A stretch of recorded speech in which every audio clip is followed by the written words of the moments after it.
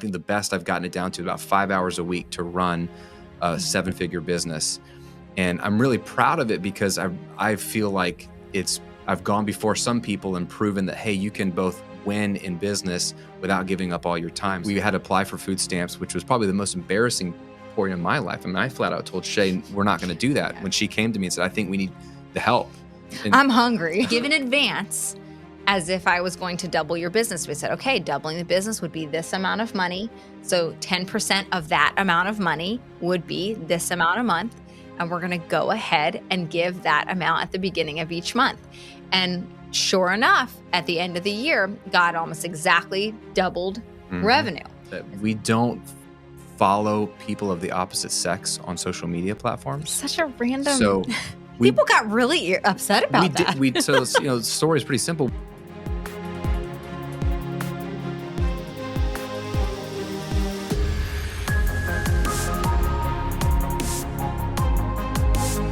All right, welcome back to the Couplepreneurs Show. Today we have a powerhouse entrepreneur couple with us. The husband is a highly accomplished TEDx speaker, best-selling author, and hosts a top-ranked podcast. The wife is the founder of an elite stock image and video membership for female entrepreneurs, and they do it all while raising their kids and setting an incredible family culture. We are so excited to welcome to the show Graham and Shay Cochrane. So good to have you both here. Yeah, thanks for having us. Yeah, we're glad we finally dragged this out way too long and we finally got on your calendars. Thank you for your patience. Absolutely. We're glad to have you here. Yeah, we're so glad to have you guys because just like we were talking offline, we share a lot of values to really set a positive example of what it looks like to not just have a thriving business, but also having a thriving business while having a thriving relationship and a thriving family as well. And I think that you guys are such a great example of that.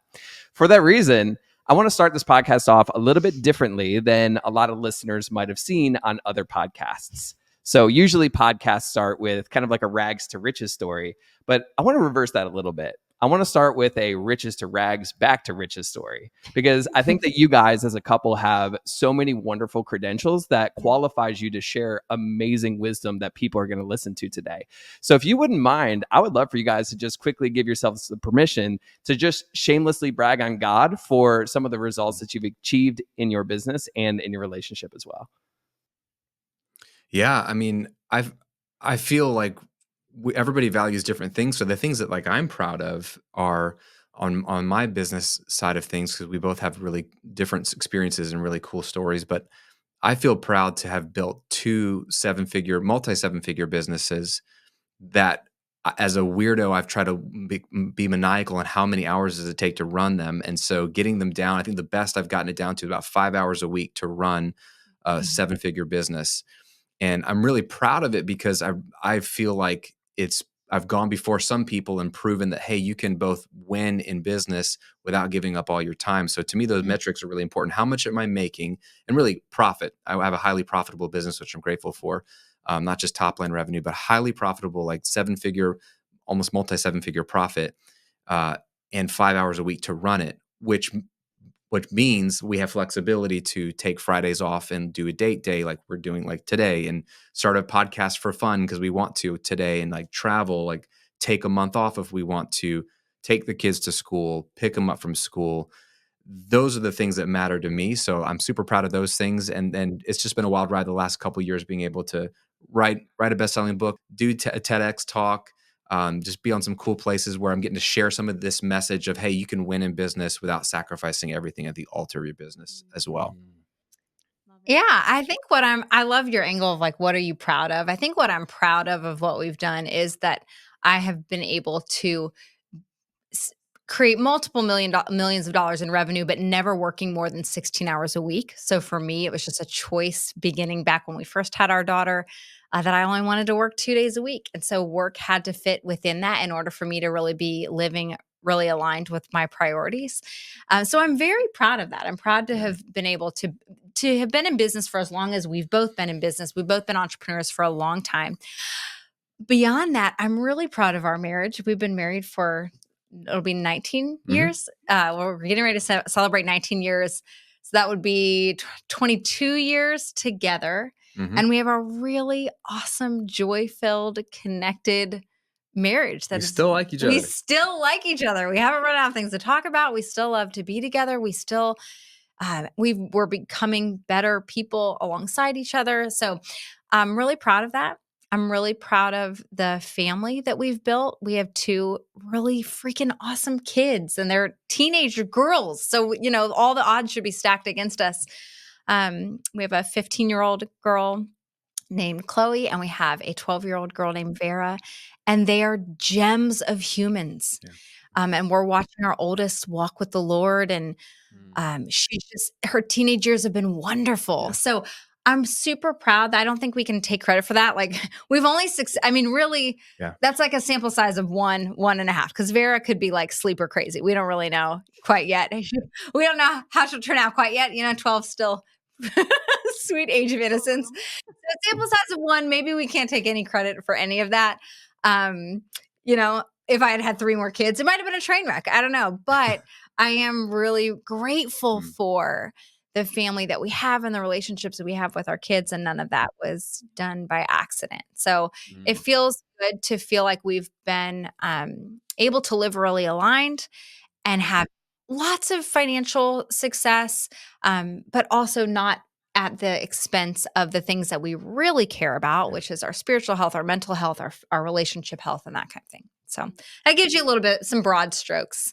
But those are the things that I think we're both really proud of. Love it. Those are the things to be proud of. And it's why we were so excited to have you guys on the show, because again, like Kyle said, you're not only, successful in business, but you're successful in your personal relationship, you're successful in your family. And that's something that we want to highlight to the rest of the world when you don't always see those types of examples in today's day and age. So thank you guys for being that example. Now I want to kind of transition to what got you guys here, right? So one of the things that we know about your story, and I'm sure we'll get into it a little bit more, is that you guys got here after living on food stamps for a season of your life. So walk us through your journey of entrepreneurship as a couple to get you guys to where you are today. Yeah, I mean, Shay was an entrepreneur before me. She came I came out of the womb as an entrepreneur. Yeah, she was hustling stuff on the I was hustling playground. things on the playground. It starts real deep for me, but yeah, she's like a natural entrepreneur. I'm like a learned entrepreneur. You were a forced entrepreneur, it took actually. The global recession story, 2009. I mean, she was running her business as a photographer. We were in Virginia, but we had been married about 3 years. And then we said, hey, let's do something crazy. Let's move to Florida to help some friends plant a church. I was going to be the volunteer worship leader. And we thought like, hey, we'll just go get jobs. We'll all volunteer. It's a lot of college ministry, but maybe we can start our life over in Tampa. But we did that in the middle of like the great financial crisis of 2008, 2009. And so it was way harder to get a job than I thought. And then it was way easier to lose a job than I even could have imagined. Yeah. So I lost 2 jobs during a span of 10 months in 2009, with a second job lost right after we moved here, bought our first house. Chloe was born. Had our first child, moved far away from all of our family. So it's like, oh, this is a really inconvenient time to not have any income. And so she was full-time taking care of Chloe. And we're like, what are we going to do? And I had been bouncing around from job to job to job for 4 years, and I hated all of it. And I really wasn't meant to have a traditional job. I'm a musician by trade, so I thought I would be doing professional music by now, and that dream died. And so I was like, what am I doing? And so I knew I didn't want to go get a traditional job. You applied for a lot of traditional jobs, because at that point we just needed to pay the bills, but you weren't getting hired for any traditional jobs eventually come the recession time. So yeah. So, but I didn't want to pursue that route. Yeah. So I was like, is there a different way I could make a living? And so for me, it was, well, what skill do I have? And I had the skill of audio engineering, so I could produce music for bands. It was always like side hustle income. That's how we like saved up our down payment money when we were back in Virginia. We were both making like $30,000 a year working full-time jobs. And then I made a little extra doing this freelance thing. And that's how we bought our house.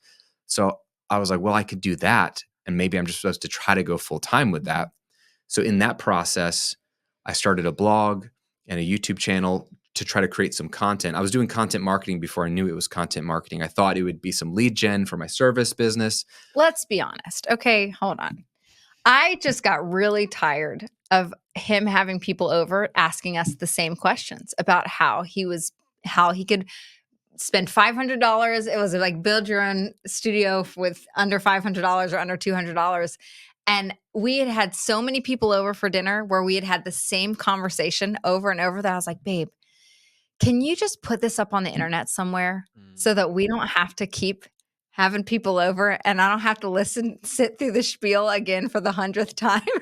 And so that was one of the little things that propelled him into starting to put this content out on YouTube. It wasn't that he wanted to be, a YouTuber or build this kind of passive income business. It was like desperation. Here's what I know how to do. Yeah. So is there some way I can take my freelance experience and build some kind of job out of it? And my wife is really tired of hearing the same conversation over and over again. Can you just put it online somewhere where where the world can access it? That's real Yeah, I mean- motivation. It's loving encouragement, Oh, right? Right. Lovingly challenged by your Yeah. wife. Yeah. Yeah.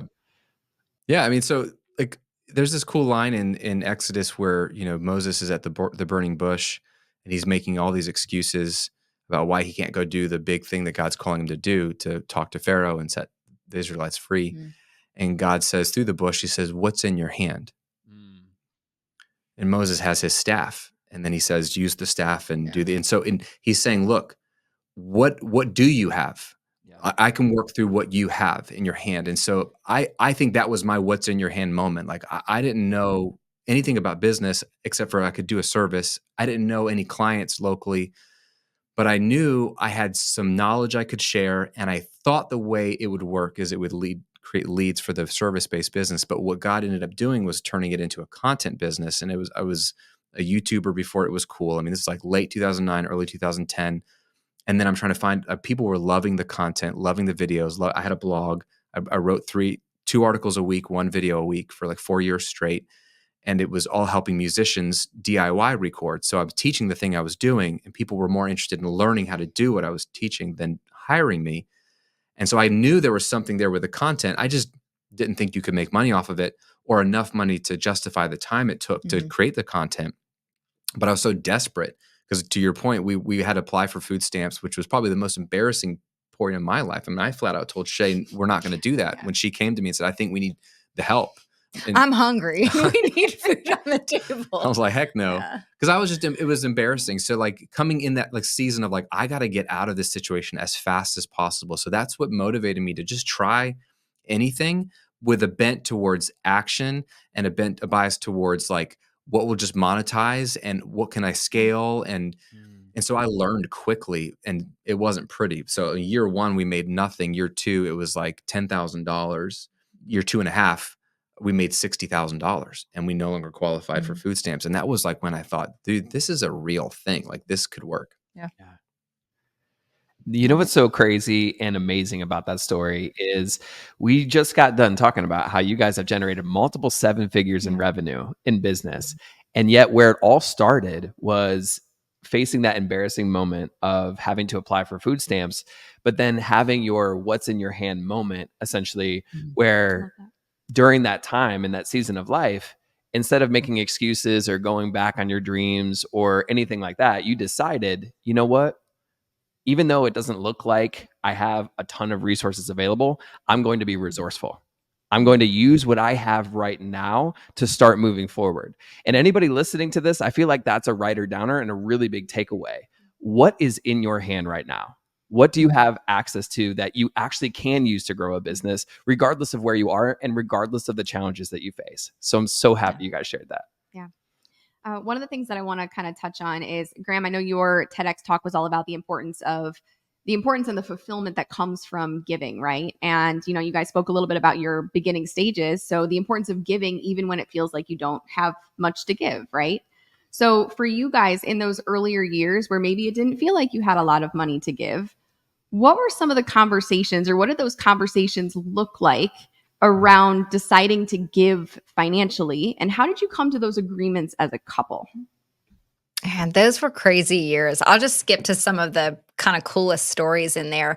There was absolutely a period of time where we, like Graham mentioned, we were making $500 a month. At that point, it was just whatever the church was kind of giving us as a little bit of a stipend, and we were on food stamps. Otherwise, we had families sending in money. So we didn't have a lot of money to work with. But even then, we knew that we should probably be asking the Lord, like, what does he want from us? Like, this is all his, even the little bit that we have, this is all his. So what does he want us to do with it? And we had convictions at that time that despite our loss of income, we really wanted to keep our giving levels at where they had been, even if we didn't know how we were going to do it. So that was the way that season started was, well, let's just try to keep up the giving the way we were already giving and see if the Lord provides a way for that to happen. Now, as what was really interesting, and some of the really interesting stories were that during those years that he was describing, the first year was 0, second year was 10,000, third year it was 60,000, I think you said. I remember the conversation. I remember us sitting out back on the lanai in Florida. You have the lanais. We're sitting out back on the lanai, and both of us are very prayerful about what God might be asking us to give this year. And I remember you came out there and you said, babe, I think that God wants us to, or what I heard when I was praying about this is that God wants us to give as if I doubled your revenue. So jump in if I miss any details. I'm sure there's some details I missed. I don't want to interrupt, but the first one was I just made $10,000 in my first full year of business. And so it's January of the next year. And I'm like, Lord, I know the business could grow. Yeah. Hopefully it better grow. Like otherwise we're screwed. But I don't know what it's going to be. And I want to give out of faith and I want to commit to 10%. I want to tithe, but I don't know how much I'm going to make. And I didn't want to wait to know. So I heard the Lord say tithe off of $60,000. Okay. Yes, I skipped. Okay, so that's how God has dealt with us in very unique ways, and it hasn't been the same way always. So it has been nuanced and it's changed over the years. So yes, there was that year where it was like, which would be $6,000, which would be $500 a month. So we committed to $500 a month, even though I wasn't making much more than that per month. Right. But that was the year that by the end of the year, I had a couple of products launch mid to late year that accelerated the growth. So it wasn't looking pretty for 7 months, but by the end of the year, we clocked in at $65,000. Yeah. So that's crazy. Where we jump into the story I'm remembering, which is, okay, at that point, we're in January, like, Lord, what is it that you want us to give? We have no idea. We're seeing some momentum. We have no idea what we're going to be making. How do you want us to give? And that was where he said, I feel like the Lord wants us to, what I heard specifically, it was specific words. What I heard was, give as if I was going to double your business. Give as if I was give in advance as if I was going to double your business. We said, okay, doubling the business would be this amount of money. So 10% of that amount of money would be this amount a month. And we're going to go ahead and give that amount at the beginning of each month. And sure enough, at the end of the year, God almost exactly doubled revenue. And so we get to this point again. All right, Lord, how do you want us to think about giving? Is it a percentage? Is there a certain number that we have in mind? And we felt the same thing. And we felt a lot of unity to your second question. We felt, I don't know, a lot of supernatural. We've always had a lot of supernatural unity around these types of decisions. We are very rarely in disagreement about how much to give. But we did basically the process repeated itself. And that actually went on for a few years where God kept consistently saying, I want you to give as if I was doubling your revenue. So we gave in advance upfront as if he had doubled our revenue already starting in January. So we really, in a way, we're giving beyond our means in some ways, but it's just like an uncomfortable percentage. It was definitely a faith step. And we did that for a few years until that felt crazy. So there's like one more story associated with that. We did that for a few years. And then I think it was when you had hit like $500,000 in revenue or something that felt just insane to us. And we were like, giving as if God's going to double our revenue is starting to feel like selfish. Like we don't need that much revenue. Like we have more money than we ever thought that we were going to have. We started to feel a little bit uncomfortable about the whole, like we don't need God to keep doubling business. And there was probably other aspects of that conversation. So we decided not to. We, at that point in time, switched to a percentage. Prayerfully, we're like, okay, I think it's like this percentage that we're going to give. I want to say it was like 23% or something like that.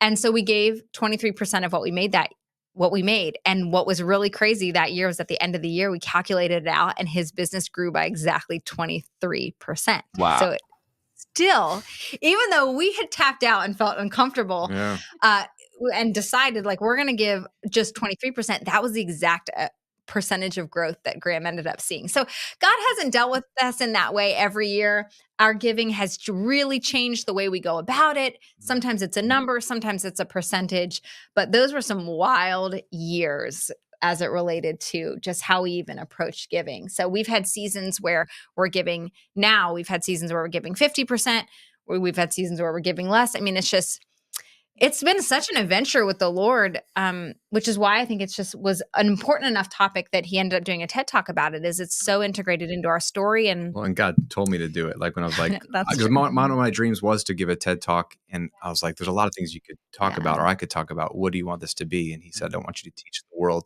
to be givers. Yeah. So So good. to me, it was just an obedience thing. I was like, this Yeah. isn't gonna. I have no back end offer for this. It's not going to sell anything. This is not. This doesn't on ramp you to any product or No, but course, you know, anything. everything. If you see a pattern, like we're not. I'm not the most like brilliant marketer or business person, but we're pretty good at doing what we feel God's telling us to do and just trusting him to do what he's going to do. And he's just been so kind to us. So like, I will just default to obedience when I'm pretty sure I've heard something and just be like, well, maybe God will do something with this in the future and just see what he wants to do with it. Yeah. I love it. What a beautiful example of the fact that you cannot outgive God. We've seen similar situations in our own life. And I say that to encourage anybody listening. Even if it feels like you don't have a lot to give right now, it's still possible to give and to watch what God does in your life and in your business as a result of being obedient to what he's leading you to do, as well as to be a giver. Because I believe that God provides for us so that way we can be a blessing to other people. And as we continue to be a blessing for other people, what's really interesting is he continues to bless us so that way we can continue the process of blessing other people. And you guys are a wonderful example of that. So thank you for sharing that. I also got to say, I personally admire the fact that you guys have faith as a cornerstone of how you navigate business decisions, as well as the fact that you guys prioritize your family in business decisions as well. So I would love for you to share with our audience, what are some systems or processes that you guys have put in place in your life and in your business to allow for your family time and your time as a couple and your time in the business to all work symbiotically together? Yeah, that's great. I mean, we could just kind of pull a few random ones. We've always been pretty intentional about cutting off work at 4 or 5 o'clock. Like that's when both of our work days end. And we're just super aligned on not really doing any work past then. There are very few random exceptions, like if there's a big launch going on or there's something has abnormal has come up, but that would be very, very strange for either one of us to come home and do work. And because it would be strange, there's a high level of accountability there. So I think that really helps. If he came home and like opened up his laptop, I would be like, what are you doing? Yeah, the kids, they would call me and be like, Dad, what are you doing? So that's just kind of a norm in our house that we keep work in work hours. If it didn't get done, then it didn't get done. That obviously is taken to an extreme with me in that I only ever wanted to work 2 hours. That would be great. 2 days a week.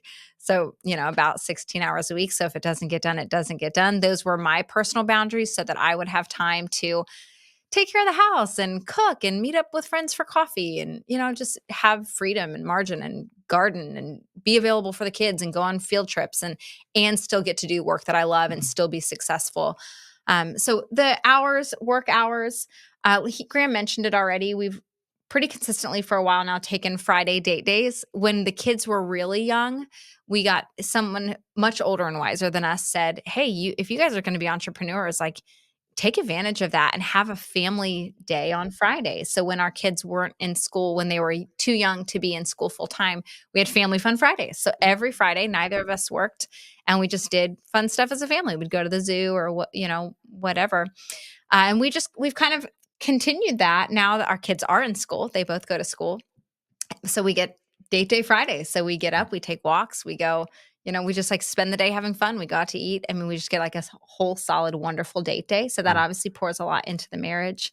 Those are the two big ones that stick out for me. Are there any, what am I missing? Well, on maybe those are great on the sort of the practical side, the system side. Like I'm a big 80-20 guy. And I think one of the most helpful books that unlocked a lot of this for me was Tim Ferriss's The 4-Hour Workweek. I mean, that the first section of that book, definition, like he has an acronym DEAL, DEAL, And the D for definition is like worth rereading every year because he really challenges um, norms about what does it take. And then the E, the elimination, is like a close second. And so in those two sections of the book, whether you like his worldview or what he does with his time, like it misses the point. He combined two concepts for me in a way that finally made sense. One is Parkinson's law and one is Pareto's principle. So Pareto's principle is the 80-20 rule. 80% of your results come from 20% of your activities. And that is so true in every area of your life, probably of your business. 80% of your revenue comes from 20% of your offers. 80% of your revenue comes from 20% of your customers. 80% of what you're doing with your time as an entrepreneur is generating 20% And I think of the people revenue. are familiar with that concept, but nobody does anything with it. Yeah. So the superpower is doing something with it, right? So I'm maniacal I with think our 80-20. discipline is our superpower. It is probably, like, for I both will of be us. like, let's 80-20 the crap out of everything. And so every 6 to We 12 have. months, I will review every task, every offer, every whatever, and say, what is the 20%? I'm going to keep doing that, maybe double down on that. And what is the 80% that I'm just going to stop doing entirely? So that immediately frees up 4/5 of your time with very little to suffer for it in business. So I think people are afraid to cut activities, but they would have way more margin in their family if they just stopped doing 80% of the stuff they're doing. And so I'm good at that. But then what I loved is what he did is he combined it with Parkinson's law, which states that work expands to fill the time you allot for its completion. Whatever time you give it, that it'll That's what take it's that amount of gonna time. So his whole point is then give yourself incredibly fake short deadlines to force you to focus and get it done. So if you eliminate the 80% that's not really leading to much in your business, leading to some, sure. Yeah, it's some Be money. willing to give up some Yeah. to have Cut more. 80% of it, and then the 20% that's left, do it in incredibly short time spans that seem fake and like, oh my gosh, that pressure, all of a sudden, that's how you can run $1 million, $2 million, $3 million a year business in 5 hours a week. It's not because I'm really fast. It's because I'm not doing what most things. people are doing. It's just not worth it for the business. And so those are some of the systems that I think about that help me, and Shay's done this incredibly well. And one final piece that Shay's done well is, and we've talked about this, is sort of making peace with the fact that some people are going to grow faster than you because they're running harder than you and they're filling up their week. And it might be because they're in a season where they can. They're not married or they don't have kids. God bless them. You have to make peace with the fact. Shay was like, I'm going to have to make peace with the fact that my competitors might be able to roll out things faster than me because I've chosen to work fewer hours. So I'm going to get there, might be slower. But what's interesting is a lot of those people that 10 years ago, 15 years ago, that were running harder than Shay because they didn't have families, have either one, decided to have a family. And so they're like, hey, I'm going to slow down because I want to have time with my family. But they didn't build a company that they could slow down in. That's the point. And now they're realizing they're having to like either shut down the business or downshift or pivot, a hard pivot, which is painful because they'd never built a sustainable business model. So what we thought was the thing that slowed us down in the early years, because we were married young, had kids young, and had to make money quickly, realized, man, that was a great boundary for us because it forced us to figure out how can we have a sustainable and scalable business model. And she's done it differently than I have, but it's the same result, which is like incredible revenue and profit and impact with hardly any hours needed from either of us. And the 80-20 implications have looked really different in each of our businesses. So for Graham, it's looked like mostly he's cutting a lot of things and he still does most of it himself. He's had a team and then he decided it's actually like a lot of work for me to have a team, and I'm a little bit better off if I'm just super streamlined and it's just me. My business couldn't function without other people. So I have always had to have a team, cultivate a team, grow that team in order for me to maintain the hours of work, not just that, but also the type of work that I really want to do. So my company it requires a team in order for it to be successful, but he can literally do it on his own. So two different I lean more towards the delegation side. He leans more to the automation elimination side. Don't do it, yeah. So really cool. We've seen it work, and we've both seen it work in different types of businesses. We've both been applying it being the key word. Because again, I think most entrepreneurs have heard of probably both of those principles, if not just the 80-20 principle by now. But we have both just been really, really ruthless in applying that in our own contexts. I'm so glad you guys shared that because that's very practical that everybody listening can implement immediately, which is looking at the results that you get in business and asking yourself, what 80% am I getting from the 20% of effort that's happening? And how do we hyper focus on that 20% by either automating or eliminating the 80%? Or like Shay said, delegating that 80% or even delegating the 20% so you could focus on the 20% that's going to move the needle the most for you guys. So Absolutely. I love that. That's so good. And honestly, I did want to just ask one follow-up question to that, which is for you guys, when you were growing a business and even today, how often do you revisit that 80-20 principle to continuously optimize your time? Oh, probably every few months, I would say. Okay. Yeah. Perfect. Like I was always January, always like no matter what. Originally, it was like a January Yeah. deep dive for each of us individually. And that worked for me for a few years, like Yeah. every January revisit. But when I started to pivot from like, I was in the music space first, like my first business was teaching musicians. When I started to pivot to business coaching and teaching the model that had got me successful because people were asking, and then I was running 2 businesses, and then the business coaching lane I'm in is just so dynamic, and even my business was changing. It was first one-on-one coaching, and then I was doing courses and everything. I realized, man, the business is evolving so fast that I need to revisit the 80-20 more often. Mhm. On all fronts. My tasks were changing a lot, and now I'm writing books and speaking more, and so it's like, okay, I really everything's different than it was even 12 months ago or 24 months ago. So 80-20 probably more often Yeah, for me for because there's sure. more transition in this season. But it's the task, and it's also the offers too. I mean, it's an interesting space. You guys are in the ClickFunnels space, digital marketing space. It's an interesting time right now, seeing what are people buying, what is there buyer fatigue from courses? Are people not willing to spend a lot of money, or maybe they are, but then maybe they just want more support. And so you're trying to figure out what is the landscape of the offers people want. So you almost have to be willing to 80-20 your offers. What once was a high performing offer, if it's not quite what it was anymore, maybe the market's shifting, and it's like, okay, I need to then revisit my product line and my offer line and not be married to what it was. So more often is usually better.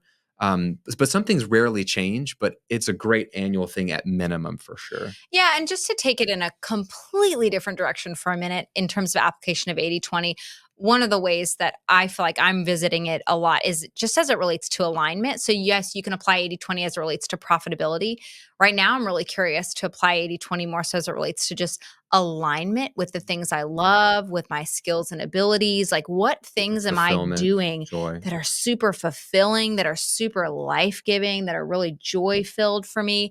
So that is kind of like a ruthlessness that I'm always applying. And I'll literally like, where am I seeing fruit? Where am I not? So totally different way of applying that concept and to a different area of life. But I'm interested there too, right? That's Because what right. we're all saying here is that it's not just about the money. Like, we want to be thriving as individuals in our marriages, in our spiritual walk, in our bodies. So I love being ruthless around what areas are in complete alignment, what areas are only slightly aligned with who I am and what I want to be doing, that my purpose in life, the impact I want to have, and what areas aren't, and then being willing to cut those areas even if they're good things. So Which, good. Kyle, to your point, that's where if you put on the CEO hat for a moment, because we're all like doing the work and then running the company. And so when you put on the CEO hat, that's where you go, okay, looking at the offers, looking at the tasks it takes to run this company.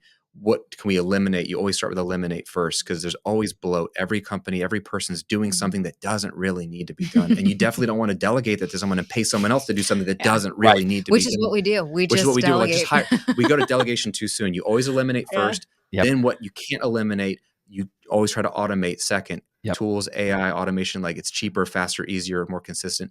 And then whatever cannot be eliminated or automated that you don't find joy from, the thing that must be done in the business, but isn't in your 20% of what brings you joy and satisfaction, but might be in the 20% for what drives the business, then you can look to delegate some of those things if possible. So that's where you get the sweet nuance where you can have it all as a CEO, where you're doing the things that both move the needle for the business and bring you fulfillment.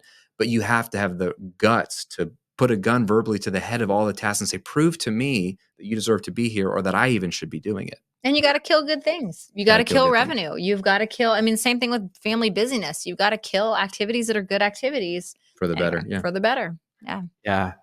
I absolutely love that. And it's so interesting because what you guys are describing, just to your point, they may not be things that somebody is hearing for the first time. But I believe that we need to be reminded more than we need to be taught these days. And what you guys just said is a great reminder of a universal truth. And everybody listening, you guys could probably think of some examples of your own life where you can immediately apply the 80-20, not just in your business, but also in your life, in your family, in your relationship, in every aspect of life, and do it ruthlessly. And even though we all know that this is something that is helpful, we don't always do it. But I believe that the reason why you guys are so successful is because you are doing the things that maybe not a lot of other people do. And you actually apply it. And speaking of that, just kind of shifting the context a little bit towards the marriage, not only do you guys do things a little bit differently in the business world to get you substantial results, you also have some rules in your marriage that allows you guys to protect yourselves from things like infidelity or other dark things that could happen as temptations in the business world. And I would love to just bring that to the surface right now and ask you guys to share with the audience, what are some rules that you put in place to really protect your marriage while you guys are growing your business?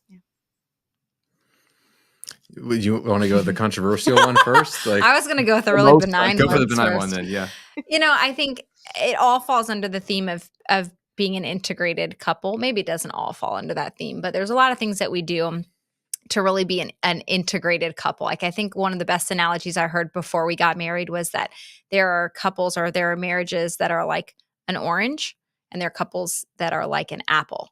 And the couples that are like an orange, they keep everything, like everything's very compartmentalized, and it's very easy to tear an orange apart, right? You can get your thumb in there and you can split it apart and it'll fall, and then you can split all the other little pieces. Or you can have the type of marriage that's like an apple. Like, you really couldn't with your bare hands like rip an apple apart. It's very integrated. And so what really stuck for me then was that, man, the more integrated we can be, the healthier our marriage can be. I'm not talking about codependence over integration, but I'm talking about to become one. It's like, what does that actually mean? So simple things like we share bank accounts and we share passwords to things. We don't share emails and we don't share Facebook accounts to that extent that some couples do. We do have things that are our we know own, each other's but passwords we know each to get other's into that, passwords. There's kind of an assumed openness that at any point in time, I can log into his Instagram, he can log into my Instagram, I can log into his email, he can log into mine, et cetera, et cetera.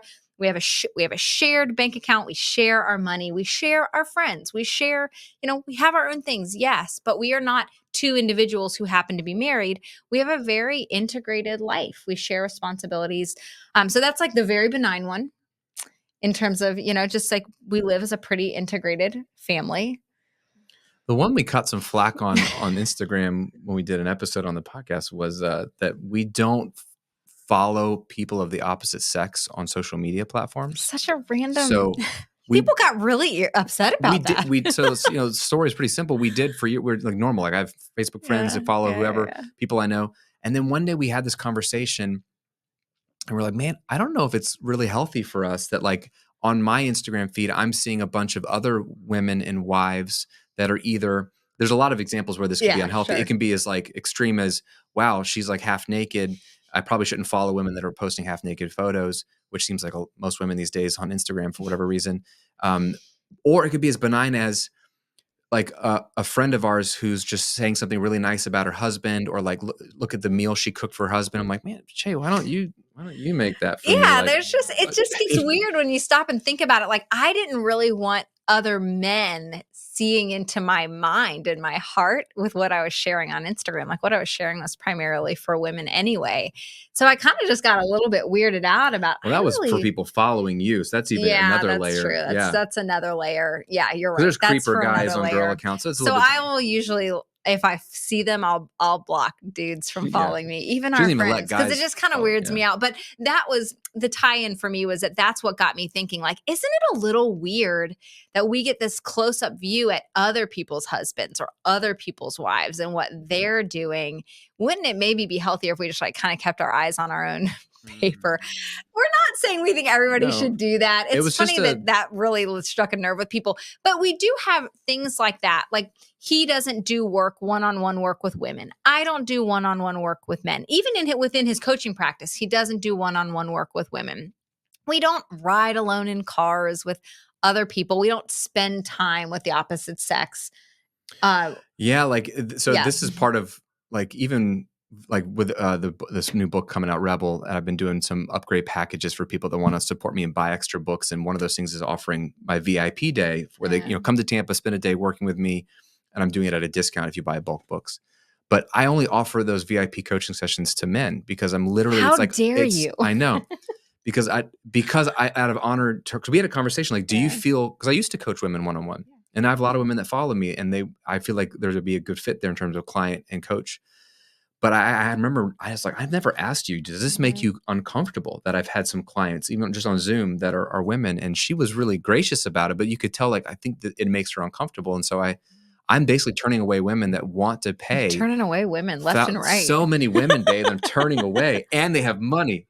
Come on now. But just like, it's like, and I've had people really upset at me, like, why can't I buy this? I'm like, because it's like a giant date with you all day. It is. And I take you out to lunch and dinner. Building Like, an in-depth relationship. how is that good for my marriage? It's not you. It's not you. It's me. It's one of those moments. But those are some rules or boundaries we put in place that we're not saying this is for everybody, but we've said, hey, what's going to help us? And I think that's what every couple just needs to do is like, what do we need for our marriage, for our family in this season? Like, there's no general rules here for all people. That would be really, arrogant of me to say that I know what you need, but it's also silly to not put your foot down for what is going to be beneficial for your marriage. Well, and if you just look back, like trace affairs backwards, like where do they start? They don't start with illicit sex in a hotel room. They start with a relationship at work, going out for drinks afterwards, the rides home, the rides together, the phone calls, the DMs that no one's checking up on. Like, that's where affairs start. They start in very benign ways. They start with people that you're close to, right? So many people end up having you hear about he cheated on her with her best friend or, vice versa. There are even relationships that you think are trusted relationships. So it became easier for us to just be like, let's just not spend time alone with people of the opposite sex, either, digitally or physically. And then also there's that, whether we're following them or letting them follow us, that kind of thing. Which is where can we just head this off of the past? So it's much less of a temptation. It just doesn't really come up. So anyway, that's how we approach it. Have fun with all the comments that you'll get, all the feedback you'll get about that. Well, listen, we invite the comment driver there for you. Yeah, that's totally fine, because I actually kind of find it weird that you guys got so much hate for that. To me, I was like, guys, we're not even saying everyone should do this. This is just a personal choice, but you can't make those anymore unless they align with everybody else's personal choices. Right, exactly. Yeah, you can never make anybody happy, right? Because then there probably are going to be some people that are like, you shouldn't be on Instagram at all. Like, there's everybody's standards. Right. That's we're all drawing our own lines. Absolutely. To their point, like, we're not essentially saying that this is prescriptive. It is descriptive for your unique relationship. But at the same time, just between us and before everybody else, I think it's really cool. Just between us and the world. Yeah, just between us having this very, very private conversation that we're not sharing with other people. Definitely not recording this one. right. I think it's really cool that you guys have those rules in place. Agreed. I think it's cool. I mean, it's working. So be mad about it. Don't do it. It's fine, but it's working for us. Like, we have a really great marriage. There it is. The testament. Yeah. So anybody listening, look at the fruit. Do you want to be married for 19 years and run multi-7-figure businesses without having any sort of things that are, encroaching upon the sanctity of the marriage that you've honored before God and other people? I don't know. Maybe consider this. Just try it. Right? Maybe just try it. Yeah, just give it a shot. I don't know. I really like it. Yes. So let the haters hate. I think you Let guys are them hate. setting a positive example. I think it's super cool. Yeah. And I think it's it is kind of like a piece of what I would say is like your brand, right? You guys do things differently. And, Graham, I know even with your book, Rebel, that is, from what we've seen, very specific to how you can stand out, how you can be successful by not following the crowd. Right. Mm-hmm. And one thing I want to touch on that kind of is a mix of like relationship, but also like bringing your kids into it, right? You guys have an amazing, from what we can tell, you have an amazing family culture that you've been able to set. And again, you probably do things a little bit differently than many other people do. So what are some examples as it relates to how you get your kids involved in the goals that you set as a family, maybe even your entrepreneurship ventures? What are some things that you do to get them involved in that process? I mean, I think it's the same this actually goes far beyond just how do we get them involved in entrepreneurship. It's really like, how do we train them up? And we train them up around a dinner table primarily, bringing them into all of the different things that God's doing in our life. So whether we're talking about work or we're talking about what to do with our money or we're talking about relationships, we're just having these conversations around the dinner table is really what it comes down to. So when we're making a financial decision, we're usually talking about that with the kids now that they're at an age that they can actually dialogue with us around those and they have their own opinions. So we're saying, like, this is the decision that's facing us. What do you guys think? Will you pray with us? Will you listen for the Lord also while we're listening? So the same things apply also in business. Like, Daddy's thinking about this pivot in his business. This is what God has said to him in his quiet times. Like, we think that means this. We think we're gonna move in this direction. What do you guys think? Mommy's in this particular situation. She's facing these decisions. These are the business related decisions that she's making, or this is an opportunity that's been presented to her. This is why she's thinking she'll move towards it or away from it. This is what God's saying. These are the verses he's highlighting. Regardless of the topic, that's just the way things function in our house. Generally, it's around a family dinner table. We feel really strongly that that the most important discipleship is happening at the family dinner table, and we have a whole podcast episode on that, so I won't bore you there. But it's really about intentional conversations. It's about bringing the kids into all of life. How are friendships being navigated? How are relationships being navigated? When we changed churches, how was that decision being navigated?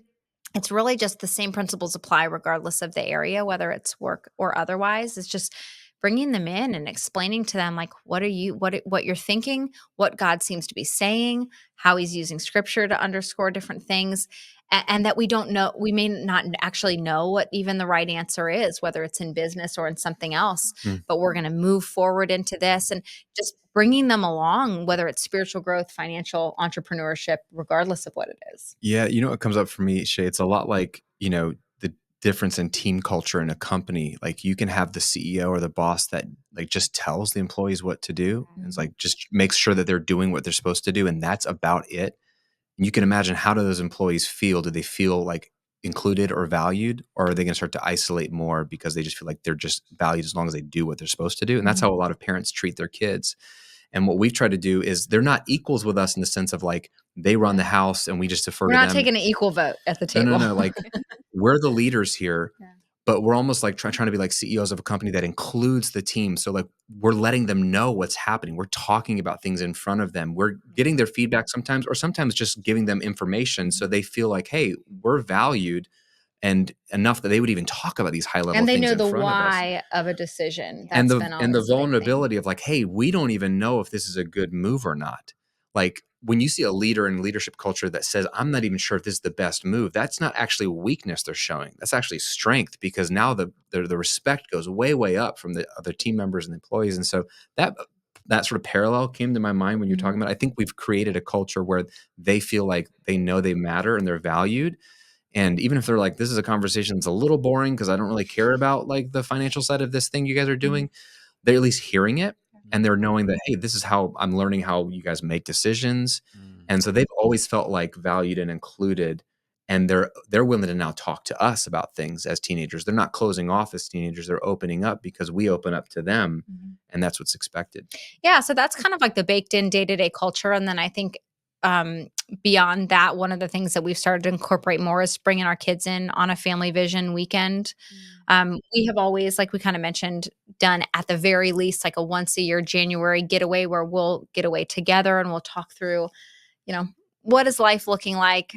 What's working, what's not working, et cetera. What, you kind of call it goals for the next year, that kind of thing. But we've done that always as a couple and individually. And so now that the kids are kind of entering their teen and preteen years, we've started to bring them in on what we called a family vision weekend, where we just kind of add some intentionality around certain conversations, helping them to think intentionally about their own lives, creating culture and values as a family, and kind of highlighting those, making decisions about how to bring our life into alignment with those values that we say that we have. So that would be another way that we do that. Obviously, like, the day-to-day is the important one, but the family vision weekends have also been, like, really, really amazing at just teaching and leading with intentionality and showing them what that can look like in their And lives. I'll just really quickly say, like, it has felt like a hot mess most of the time. And we're just now with a 15 and a 12-year-old starting to see a lot of the fruit from it. Not that there Yeah. hasn't been any fruit, but it's been a solid Yeah. 15 years of like, is It's this working? So it's one of those things that like the sowing and reaping analogy really comes to light of like, it just takes time. Like if you plant seeds and then like keep digging them up to wonder, are they growing? Like it'll never grow. Like, Yeah. unfortunately, there's no way to speed up healthy planting. You just need to let the rain and the sun do its thing. And so don't hear that it's just been this beautiful, like Stepford Mastery Wives, from family, like we've got this down.